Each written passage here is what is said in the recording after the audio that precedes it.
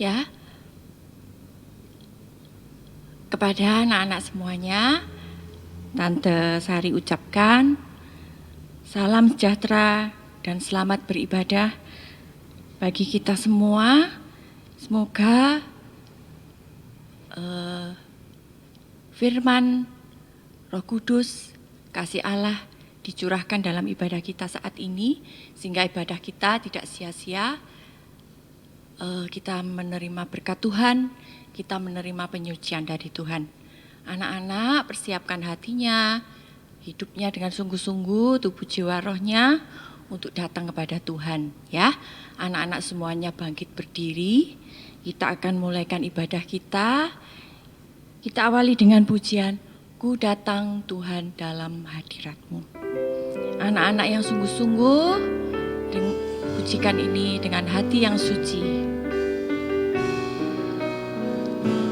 Ku datang Tuhan dalam hadirat-Mu, berhiaskan kekudusan. Seluruh surga sujud menyembah-Mu, ku tersungkur dan berseru, Kudus, Kuduslah, Kuduslah Tuhan, Allah semesta alam. Kudus, Kuduslah, Kuduslah Tuhan, surga bumi menyembah-Mu. Kor sekali lagi, Kudus, Kuduslah, Kuduslah Tuhan, Allah semesta alam. Kudus, Kuduslah, Kuduslah Tuhan, surga bumi menyembah-Mu. Kita mau datang pada Tuhan, anak-anak tangannya dilipat, matanya ditutup, tirukan Tante Sari berdoa. Tuhan Yesus, kami bersyukur Engkau sudah memberikan kami kesempatan untuk kami datang kepadamu. Tuhan, kami mengakui banyak kekurangan, kesalahan, dosa-dosa kami. Kiranya Tuhan menyucikan, menguduskan kami sehingga kami layak datang kepadamu saat ini.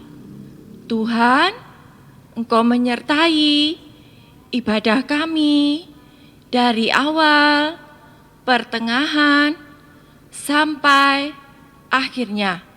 Segala kuasa iblis, setan yang masih mengganggu kami usirkan dalam nama Tuhan Yesus.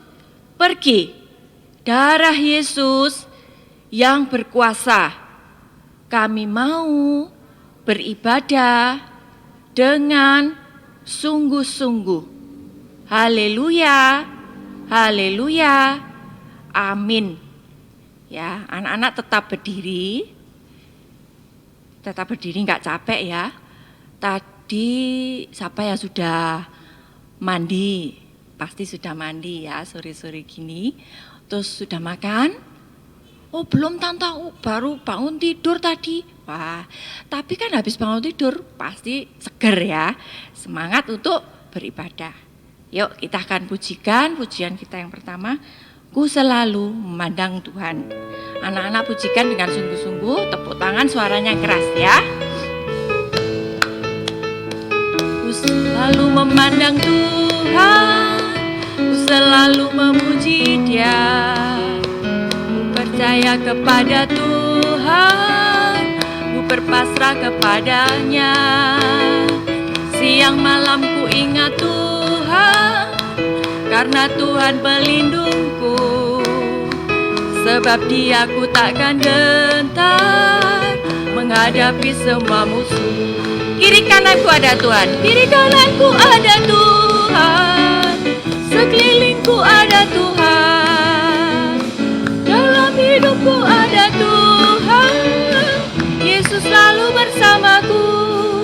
Ya, saat ibadah ini mungkin gak ada siapa-siapa ya teman-teman yang biasanya duduk sama kita. Adanya kakak atau adik, atau oma, opa, atau orang tua. Ya gak ada siapa-siapa, tapi ada Tuhan.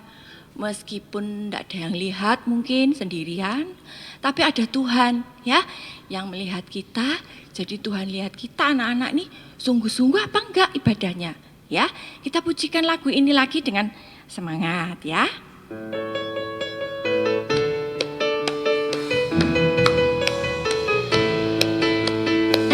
Ku selalu memandang Tuhan, ku selalu memuji Dia.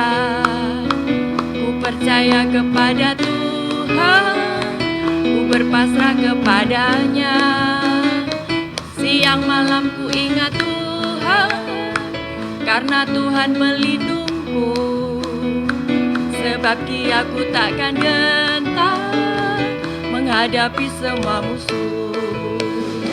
Kiri kananku ada Tuhan, sekelilingku ada Tuhan, dalam hidupku ada Tuhan, Yesus selalu bersamaku. Kiri kananku ada Tuhan, sekelilingku ada Tuhan, dalam hidupku ada Tuhan, Yesus selalu bersamaku. Tetap berdiri ya, gak boleh capek. Nah anak-anak, kalau di tengah keadaan dunia ini, ini ada sakit corona tante ya, tapi jangan takut. Kiri kanan kita ada Tuhan, sekeliling kita ada Tuhan yang selalu melindungi kita. Asal kita mau senantiasa, apa tadi kata pujian, memandang Tuhan, jadi berharap Tuhan. Hanya Tuhan saja yang bisa menolong kita ya. Kita pujikan lagu selanjutnya, Bila Ku Ingat Cinta Tuhanku ya. Tetap berdiri, tepuk tangan, suara yang keras ya. Bila ku ingat cinta Tuhanku, ku tidak mau mundur lagi. Bila ku ingat cinta Tuhanku, ku tidak mau mundur lagi. Sungguh ku tak mau, ku tidak mau mundur lagi. Sungguh tidak mau, ku tidak mau mundur lagi. Sekali lagi. Bila ku ingat cinta Tuhanku, ku tidak mau mundur lagi. Bila ku ingat cinta Tuhanku, ku tidak mau mundur lagi. Sungguh ku tak mau, ku tidak mau mundur lagi. Sungguh tidak mau, ku tidak mau mundur lagi. Sungguh tidak mau. Sungguh ku tak mau, ku tidak mau mundur lagi. Sungguh tidak mau, ku tidak mau mundur lagi. Ya, anak-anak boleh duduk. Capek tante? Ya, duduk sebentar ya. Kita harus selalu cinta Tuhan, selalu ingat Tuhan dimanapun kita berada ya. Saat ini aku di rumah terus tante, ya tetap selalu tambah ingat kepada Tuhan. Ibadah juga jangan lupa, terus berdoa juga ya. Selalu ingat bahwa Tuhan mengasihi, mencintai kehidupan kita, apapun yang terjadi dalam kehidupan kita. Kesulitan-kesulitan apapun sekarang ini ya, orang-orang bilang sulit, susah, tapi kalau kita selalu ingat Tuhan mencintai kita, maka kita akan senantiasa mengalami kasih Tuhan ya. Tante beri pengumuman dulu. Ibadah kita tetap secara online, ya anak-anak. Setiap minggu jam 4 sore. Sebelumnya anak-anak sudah siap menyiapkan perangkatnya, baik itu HP, laptop, apapun yang dipakai, disiapkan, baterainya juga. Jangan sampai habis gitu ya, disiapkan dulu. Anak-anak perhatian yang sungguh-sungguh, semangat, seneng gitu ya kalau mau ibadah ya. Anak-anak, karena anak-anak akan bertemu dengan Tuhan waktu ibadah itu. Jadi anak-anak yang sungguh-sungguh ya. Terus kalau ikut ibadah orang tuanya online, anak-anak juga yang sungguh-sungguh tidak boleh mengganggu orang tuanya. Ikut ibadah dengan sungguh-sungguh ya. Demikian pengumuman dari Tante Sari. Kita akan masuki firman, anak-anak bangkit berdiri. Kita bersama-sama memujikan terima kasih atas firman-Mu Tuhan.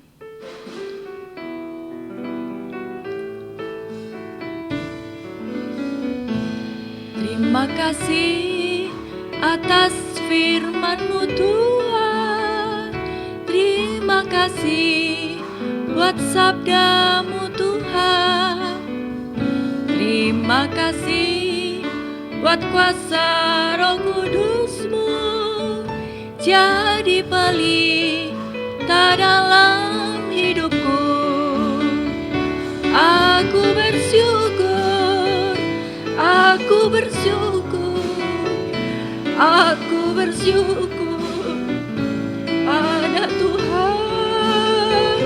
Aku bersyukur, aku bersyukur, sebab firman-Mu hanguskan hatiku. Aku bersyukur, aku bersyukur, aku bersyukur, aku bersyukur pada Tuhan.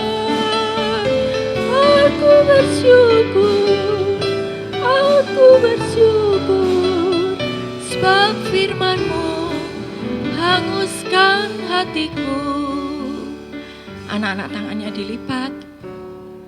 Anak-anak berdoa dalam hati. Tante Sari akan berdoa. Tuhan Yesus, terima kasih buat kesempatan kami boleh mendengar firman-Mu. Biarlah senantiasa ucapan syukur kami naikkan kepada-Mu Tuhan.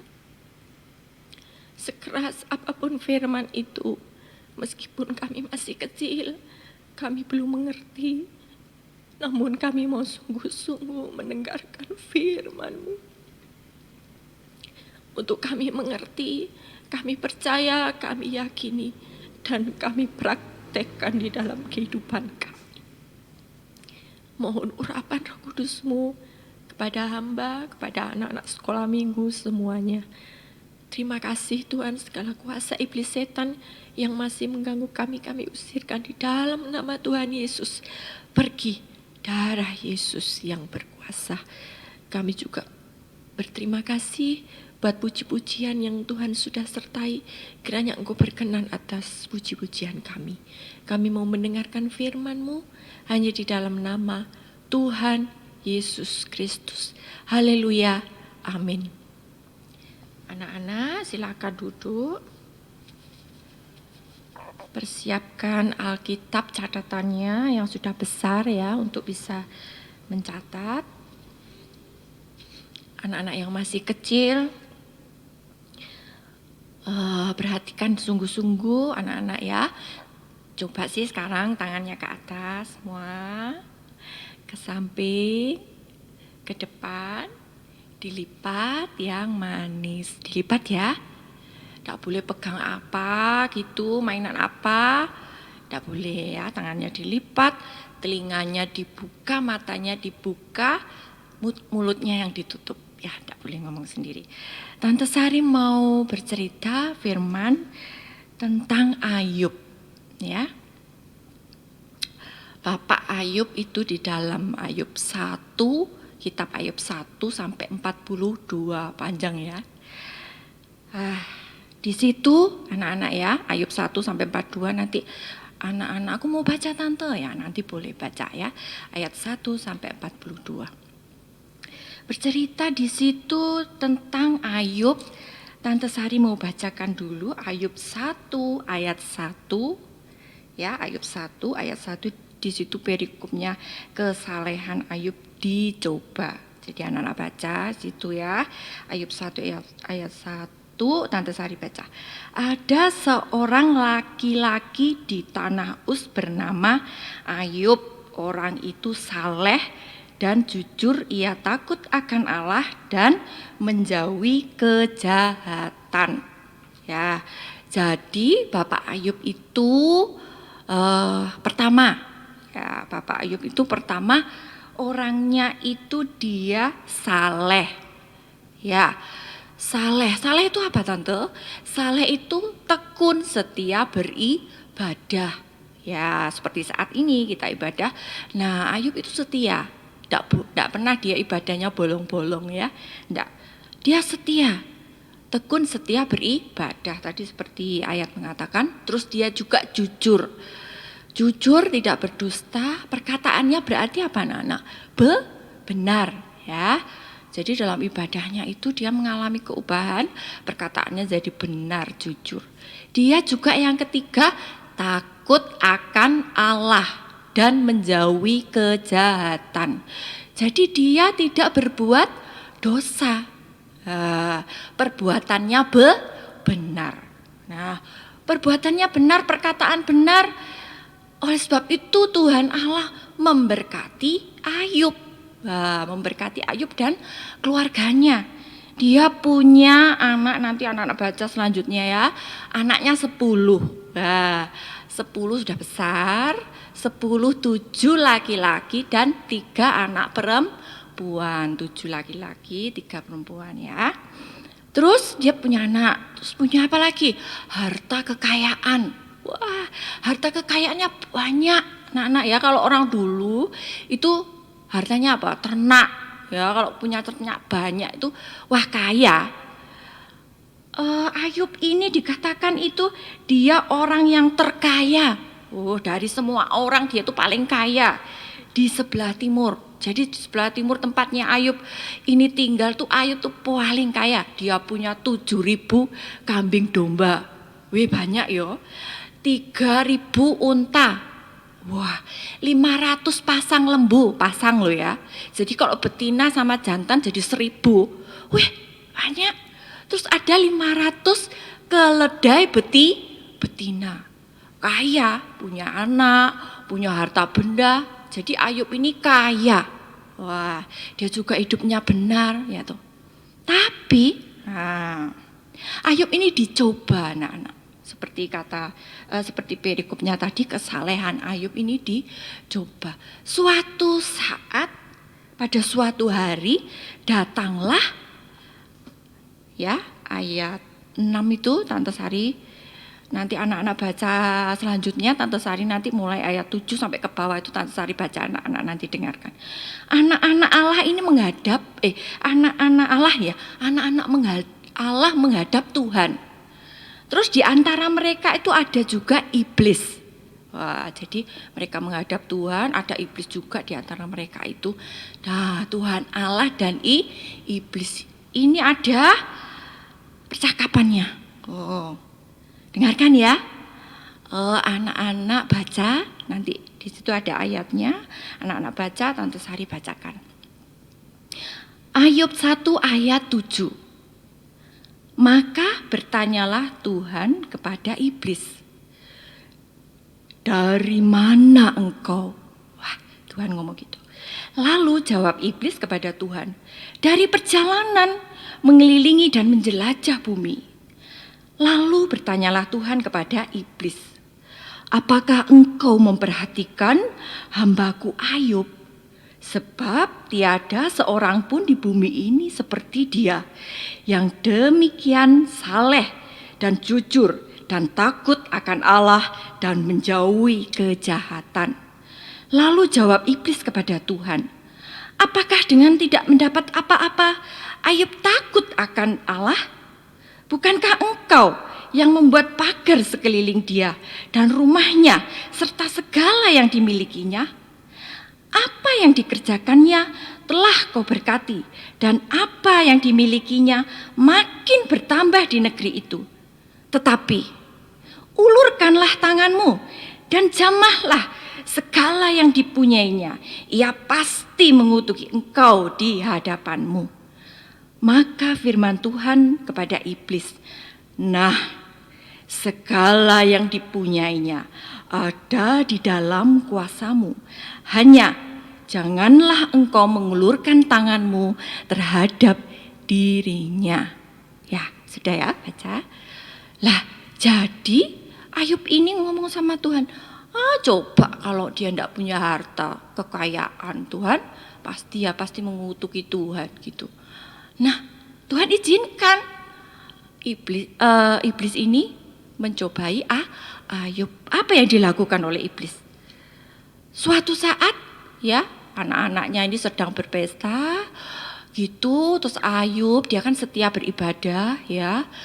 Nah, itu hambanya datang, anak-anak. Hambanya pertama datang. Pak, Bapak Ayub, lembu sapi, keledai itu loh dirampok sama orang-orang itu. Mana ya Tante Sari? Dirampas sama orang-orang. Mana ya? Orang-orang sebar ya di sini ya. Dirampok, jadi habis semua. Tidak ada yang tertinggal, cuma aku ini loh yang terus lapor sama Bapak Ayub. Hambanya ini cerita panjang lebar ya. Belum selesai cerita, hambanya yang kedua datang. Ngomong gini, Pak Ayub, lembu sapi keledai ya tadi yang dirampas, terus sekarang kambing domba. Pak Ayub, kambing dombanya itu lo terbakar dari api dari langit. Itu turun, itu bakar semua, kambing domba itu mati semua, tinggal aku ini loh. Terus datang memberitahu Pak Ayub ini. Nah, terus dia ini ngomong panjang gitu, belum selesai ceritanya, hambanya yang ketiga datang. Pak Ayub, anak-anaknya Pak Ayub loh mati semua. Anak 10 itu mati semua dalam rumah yang roboh karena kena angin, ribut. Dalam pencobaannya tersebut anak-anak ya, tadi harta bendanya itu habis semua, ada yang dirampas ya toh, untanya juga dirampas, jadi lembu sapi keledai dirampas, kambing domba terbakar, unta dirampas, anak-anaknya semuanya mati. Ayub ini apa yang dilakukan? Dia mengoyakkan jubahnya, mencukur kepala di rambutnya, terus dia sujud menyembah kepada Tuhan. Tidak salah Ayub ini dalam perkataannya, dia mengatakan kalau Tuhan yang memberi, ya enggak apa-apa kalau Tuhan mengambil ya. Terus suatu saat lagi iblis ini datang lagi menghadap kepada Tuhan. Anak-anak Allah menghadap Tuhan, di antaranya ada iblis. Datang lagi iblis ini. Terus Ayub 2 ayat 2 ya, Tante Sari baca ya. Anak-anak baca. Maka bertanyalah Tuhan kepada iblis, dari mana engkau? Lalu jawab iblis kepada Tuhan, dari perjalanan mengelilingi dan menjelajah bumi. Firman Tuhan kepada iblis, apakah engkau memperhatikan hambaku Ayub? Sebab tiada seorang pun di bumi seperti dia, yang demikian saleh dan jujur, yang takut akan Allah dan menjauhi kejahatan. Ia tetap tekun dalam kesalehannya, meskipun engkau telah membujuk aku melawan dia untuk mencelakakannya tanpa alasan.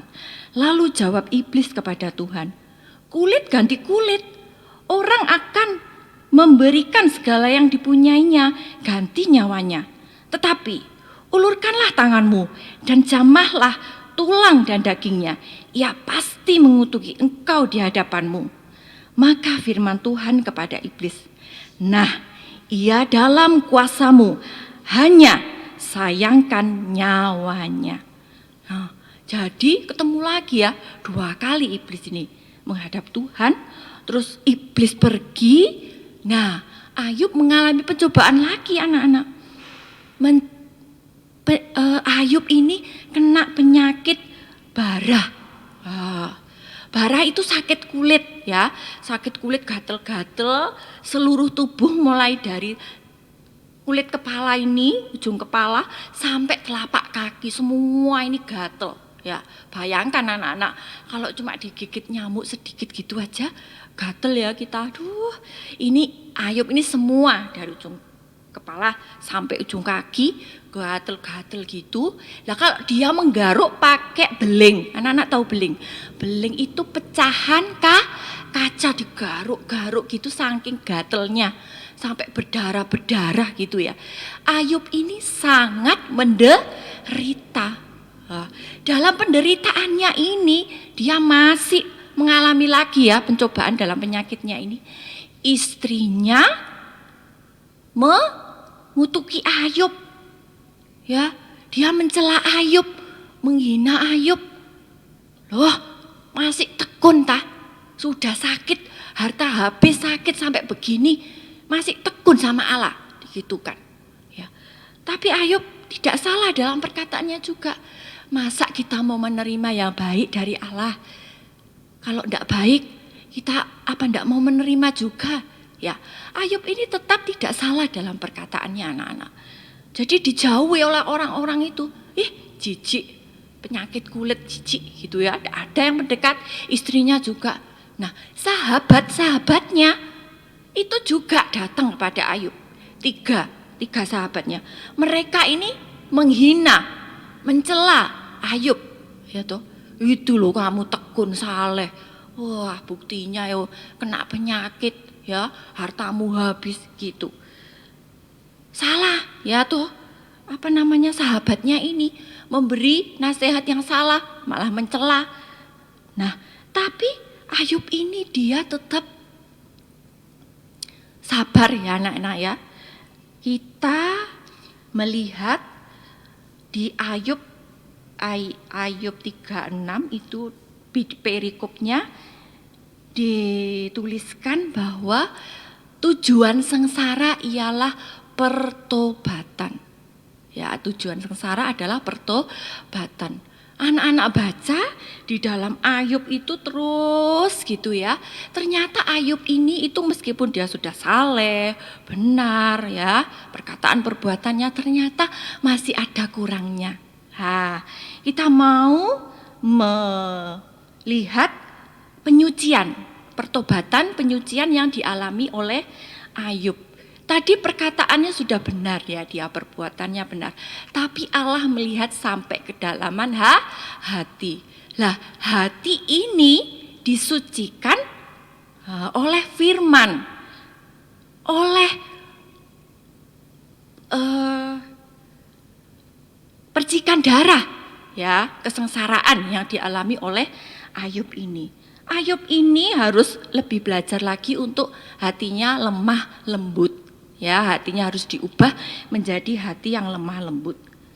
Nah, hati yang lemah lembut kita baca di dalam Ayub 39 ayat 37 ya. Baca dulu ayatnya. Sesungguhnya aku ini terlalu hina. Jawab apakah yang dapat kuberikan kepadamu? Mulutku kututup dengan tanganmu. Jadi waktu sahabat-sahabatnya ini menghina gitu ya. Ayub jawab. Menghina lagi, Ayub jawab lagi. Jadi ayel-ayelan ya. Jadi Ayub ini masih ngeyel, masih menganggap bahwa aku ini loh benar. Masa aku ini kok diginikan gitu ya sama Tuhan. Nah, Ayub harus hatinya lembut. Hati lembut itu menerima firman Allah. Jadi sesudah teman-teman yang ngomong sahabat-sahabatnya, ada satu sahabat yang menasehati Ayub, dia mau menerima, terus Tuhan juga berfirman, Ayub mau menerima firman itu. Jadi hati lembut ini menerima firman sekeras apapun. Hati lembut juga hati yang mau mengampuni. Jadi nanti terakhir itu sahabat-sahabatnya Ayub ini meskipun mencela Ayub ya, tapi Ayub mengampuni. Itu hati yang lemah lembut anak-anak. Terus hati yang rendah hati. Jadi Ayub ini harus diubahkan hatinya menjadi hati yang rendah hati. Baca Ayub 42 ayat 5 sampai 6 ya. Ayat 5 sampai 6, hanya dari kata orang saja aku mendengar tentang engkau. Tetapi sekarang mataku sendiri memandang engkau. Oleh sebab itu aku mencabut perkataanku dan dengan menyesal aku duduk dalam debu dan abu.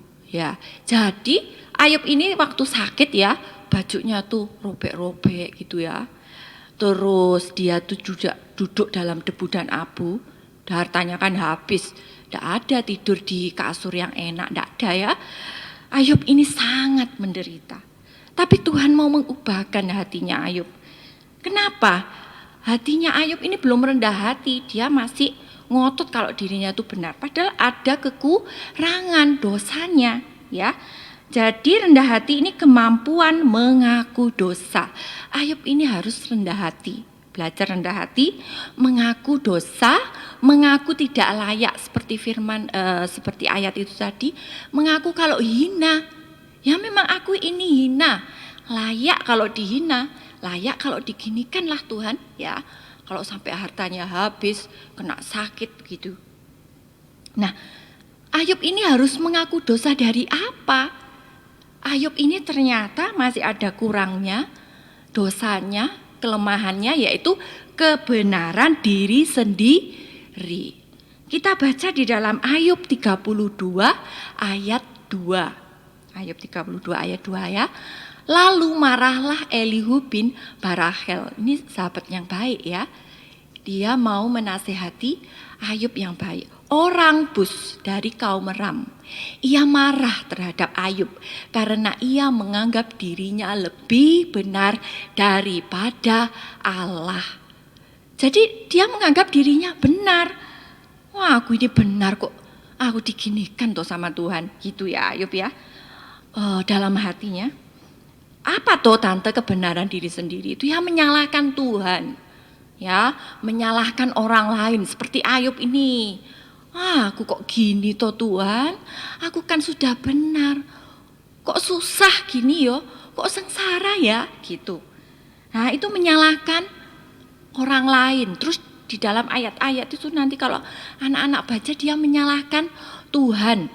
Ya sahabatnya juga disalahkan, kamu ini kok malah mencela aku ya gitu. Terus kebenaran diri sendiri itu apa? Bersungut ya. Ayub ini agak-agak ngomel ya, agak-agak bersungut. Aduh Tuhan, aku sudah setia kok gini ya. Banyak ya nanti anak-anak baca itu. Terus kebenaran diri sendiri lagi apa? Bertengkar. Bertengkar ya toh sahabat-sahabatnya Ayub sama Ayub ini ngotot-ototan ya, bertengkar, berselisih paham. Tidak mau apa? Ngalah ya, tidak mau ngalah. Nah, anak-anak belajar ya untuk tidak menyalahkan orang lain, menyalahkan Tuhan, tidak boleh bersungut, tidak boleh bertengkar. Itu semua kebenaran diri sendiri, anak-anak tidak boleh. Kalau saat ini mungkin mengalami sengsara loh tante aku ini. Di rumah terus kepingin sekolah, kepingin ketemu teman. Mungkin kalau sekolah ketemu teman anak-anak masih suka bertengkar. Wah, jadi harus diubahkan dulu ya. Mumpung di rumah ini diubahkan. Nanti kalau sudah sekolah ketemu teman, bisa berdamai. Ya, bisa salam-salaman. Pasti senang sekali ya kalau ketemu temannya nanti. Karena sudah lama tidak ketemu. Jadi tidak boleh ada pertengkaran, ya tidak boleh anak-anak juga ngomel bersungut di rumah terus. Kapan aku jalan-jalan? Kapan aku bisa main? Tidak boleh, ya. Itu semua proses ini itu untuk mengubahkan kita ya anak-anak ya. Terus tidak boleh juga menyalahkan kalau sudah ngomel-ngomel, menyalahkan adik, kakak, mainan, bertengkar. Adik ini loh gini, kakak ini loh. Nah, kalau di rumah kesempatan untuk bisa selalu berkumpul, berdamai, ya, menyatu, mengasihi dengan saudara, sesama saudara, menyatu dengan orang tua. Mungkin kalau dulu keluar terus ya, habis sekolah main, ya atau keluar lagi, "Ma, aku mau main." Keluar terus. Kapan? Ya, membantu orang tuanya kapan? Nah, ini waktu kesempatan untuk anak-anak berubah. Ya, hati tadi harus lemah lembut. Ya, Ayub tadi lemah lembut. Anak-anak menerima firman, terus diubahkan. Ya, diubahkan, hati rendah hati, diubahkan dari kebenaran diri sendiri. Satu lagi hatinya yang sabar. Ya, hatinya yang sabar. Siapa yang sering kali nggak sabaran? Nah, Ayub ini harus belajar juga untuk sabar. Kita baca Ayub 36 ayat 2. Ya, Ayub 36 ayat 2. Bersabarlah sebentar, aku akan mengajar engkau, karena masih ada yang hendak kukatakan demi Allah. Ya, harus sabar ya anak-anak ya. Siapa yang masih gak sabaran ya? Aduh, gak sabar aku tante, kepingin sekolah, aku kepingin main, aku pengen ke gereja. Kapan enggak sabar aku? Lah masih harus ada yang diubahkan tadi ya. Enggak boleh bersungut, enggak boleh bertengkar, enggak boleh menyalahkan orang lain. Tante lupa satu lagi, yaitu kesombongan. Ayub ini kalau enggak mau mengaku dosa namanya sombong. Ya, aku lo benar, ternyata masih ada salahnya. Ya toh, kalau kayak kita, aku lo sudah benar mah, masa kok aku diginikan? Wah gitu ya, kalau sama adik, sama kakakku. Padahal juga ada salahnya, itu namanya kesombongan.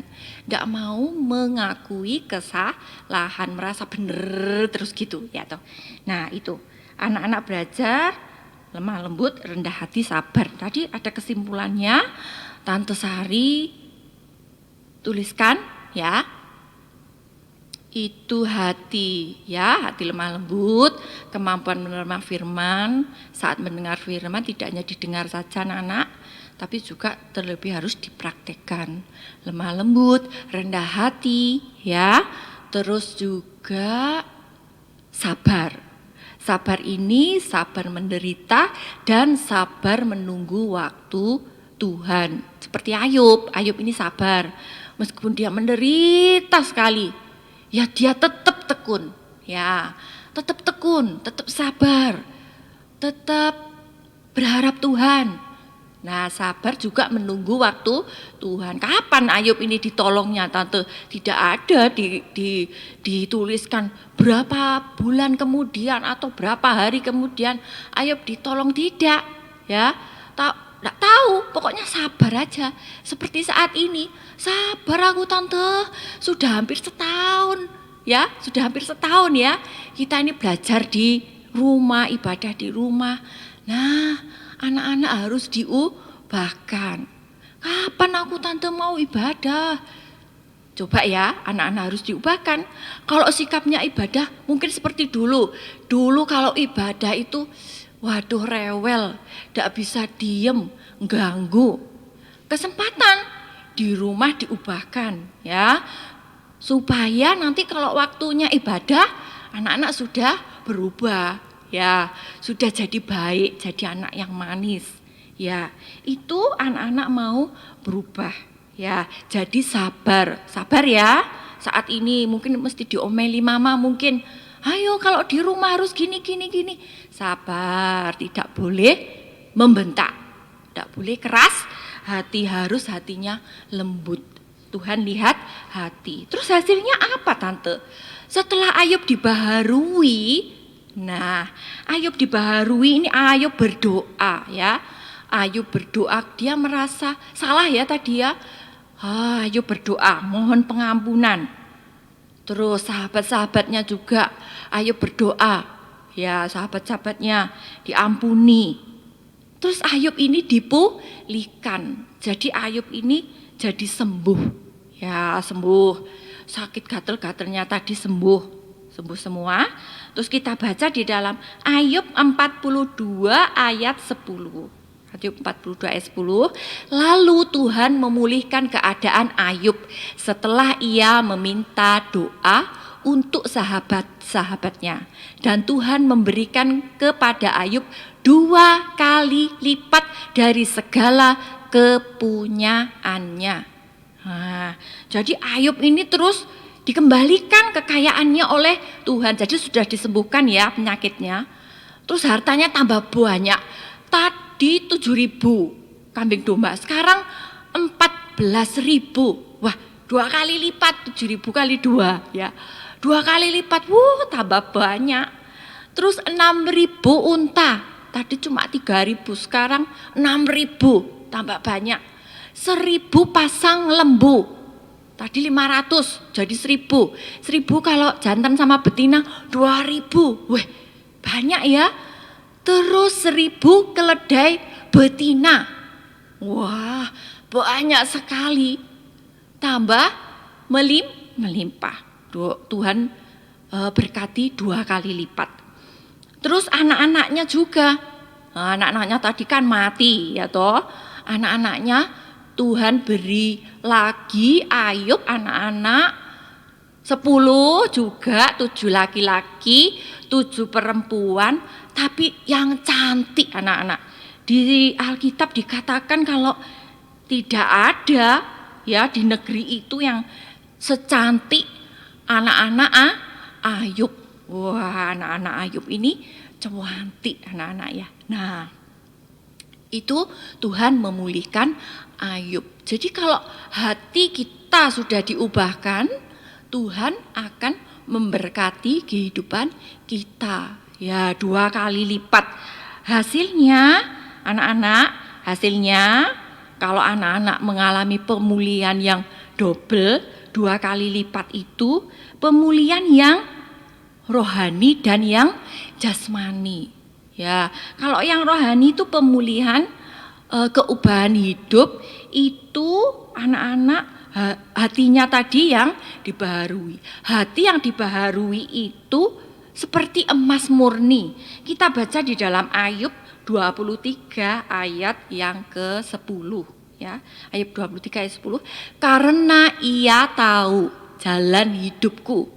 Seandainya ia menguji aku akan timbul seperti emas. Nah, hati yang murni, tabiat ilahi hati yang murni, seperti emas yang murni, taat dengar-dengaran kepada Tuhan itu mengalami pembaharuan hidup. Hasilnya yang rohani, hasilnya yang jasmani yaitu kita diberkati, anak-anak, diberkati oleh Tuhan seperti Ayub. Ya, kita diberkati. Sekarang diberkati, double ya. Sekarang diberkati, masa depan diberkati. Ya, anak-anak mengalami pemeliharaan, perlindungan Tuhan, yang sakit juga disembuhkan seperti Ayub tadi, ya, disembuhkan oleh Tuhan. Nah, terus hasilnya yang kedua kan hasilnya yang double, tadi yang sekarang jasmani dan rohani. Yang kedua hidup kekal dalam kerajaan surga. Ya, kita baca dalam 1 Petrus 1 ayat yang ke-7. 1 Petrus 1 ayat yang ke-7.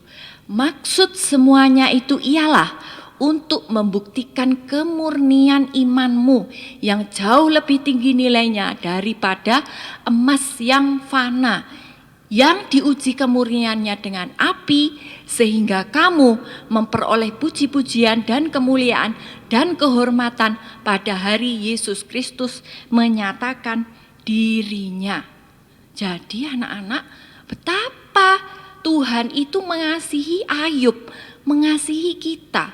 Meskipun kita mengalami sengsara, tapi itu untuk membentuk kehidupan kita anak-anak ya. Terlebih hati kita. Kalau orang lihat itu cuma yang jasmani ya, kelihatan tubuhnya ini, perbuatan, perkataan. Tapi Tuhan lihat sampai kedalaman hati. Hati harus sungguh-sungguh diubah.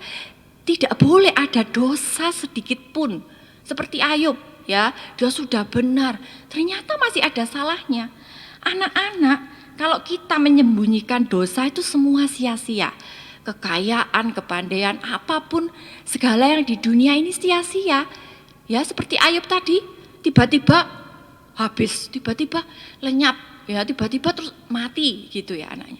Jadi tidak ada artinya semua di dunia ini kalau ada dosa ya anak-anak ya. Kita mau belajar untuk mengalami penyucian seluruh hidup ya, mulai dari hati, pikiran, perkataan, supaya kita tampil menjadi emas yang murni untuk layak masuk dalam kerajaan surga yang kekal bersama dengan Tuhan untuk selama-lamanya. Dalam kerajaan surga itu banyak emas ya, lantainya dari emas. Ya, kita layak masuk dalam kerajaan surga yang kekal. Demikian firman Tuhan yang dapat Tante Sari sampaikan. Kiranya anak-anak bisa mengerti ya hasilnya. Kesimpulan Om, kesimpulannya ya tadi pemulihan yang double, yaitu sekarang jasmani, pemeliharaan perlindungan, rohani, ya anak-anak dibaharui sampai dalam hati. Ya tadi belajar apa hari ini? Tidak boleh bersungut, tidak boleh bertengkar, tidak boleh menyalahkan orang lain, menyalahkan Tuhan, tidak boleh yang sombong. Ya, nanti kita akan diubahkan sempurna sama mulia dengan Tuhan waktu Tuhan Yesus datang kembali yang kedua kali. Ya, itu yang dapat Tante Sari sampaikan. Tuhan Yesus memberkati kita semua. Anak-anak bangkit berdiri. Kita akan memujikan. Ku taat perintahmu, tangannya dilipat, matanya ditutup. Ya, kita pujikan lagu ini.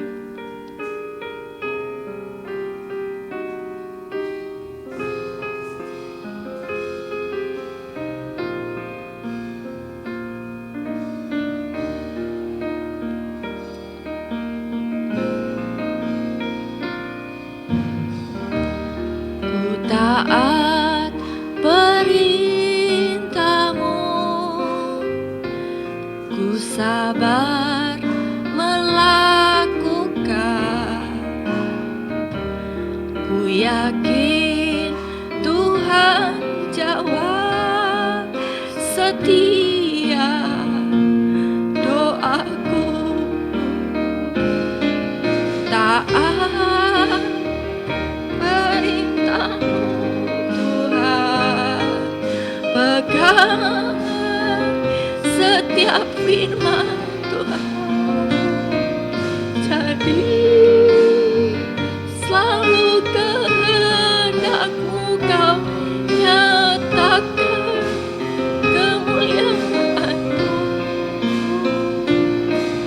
Taat perintah-Mu Tuhan, pegang setiap firman Tuhan, jadi selalu kehendak-Mu Kau nyatakan kemuliaan-Mu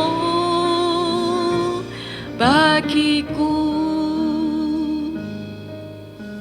Tangannya dilipat, matanya ditutup, anak-anak. Tirukan Tante Sari berdoa. Tuhan Yesus, terima kasih buat firman-Mu.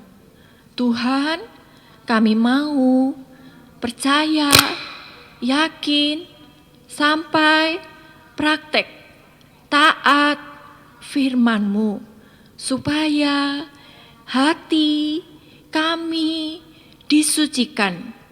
Kami mau menjadi anak-anak yang manis, yang baik, yang benar, yang suci, sesuai dengan kehendak-Mu. Tuhan, tolong kami, anak-anak yang masih kecil ini kami mau belajar, taat, mengerti apa yang menjadi kehendak-Mu di dalam kehidupan kami. Meskipun kami harus mengalami sengsara, kesedihan, Tuhan tolong kami. Tuhan, kami berdoa untuk kedua orang tua kami. Engkau berkati untuk Bapak Gembala. Engkau berkati, berikan pembukaan rahasia firman-Mu. Tuhan, berkati guru-guru kami, baik di sekolah maupun di sekolah minggu. Tuhan, lindungi sertai kami sepanjang minggu ini. Kembalikan kami pada ibadah sekolah minggu depan. Tuhan, berkati kami semua. Haleluya, haleluya, amin. Ya, anak-anak, terima kasih sudah mengikuti pada sekolah minggu dengan baik. Tuhan Yesus memberkati.